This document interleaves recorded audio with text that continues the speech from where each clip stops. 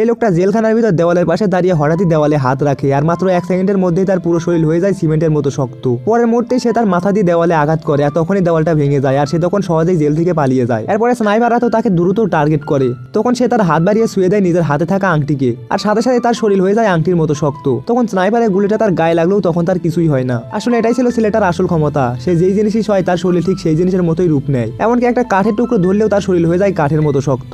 একদিন তাকে ঘিরে ফেলে অনেকজন সৈন্য, তখন বাঁচতে হলে তাকে কিছু একটা করতে হবে। সে তখন তাড়াতাড়ি পার্কের পাশে থাকা একটি রেলিং ভেঙে তুলে নেয় আর মাত্র কয়েক সেকেন্ডের মধ্যে তার হাত পুরো রেলিং এর মতো শক্ত হয়ে যায়। কিন্তু আশ্চর্যের বিষয়, তার সামনে থাকা এক মেয়ের উপর এসবের কোনো প্রভাবই পড়ে না। ছেলেটি যত জোরে আক্রমণ করে মেয়েটি তত সহজেই সেটাকে এড়িয়ে যায়। অবশেষে নিরাপত্তার দল তাকে লক্ষ্য করে ছুড়ে দিল একটি ইলেকট্রিক গান আর তখনই লোকটি ধরা পড়ে যায়। তারপর তারা তাকে নিয়ে যায় বিশেষভাবে চীনে তৈরি করা সুপার গ্লাস দিয়ে বানানো একটি জেলে, যেটা প্রায় ভাঙা অসম্ভব। কিন্তু মাত্র কয়েক মিনিট পরে সৈন্যরা কথা বলতে বলতে পিছনে তাকিয়ে দেখে লোকটি নেই আর তারা তখন পাসওয়ার্ড দিয়ে আবার জেলের মধ্যে ঢুকে পড়ে। আসলে লোকটি তখন কাঁচকে স্পর্শ করে কাঁচের মতোই নিখুঁতভাবে অদৃশ্য হয়ে গেছিল।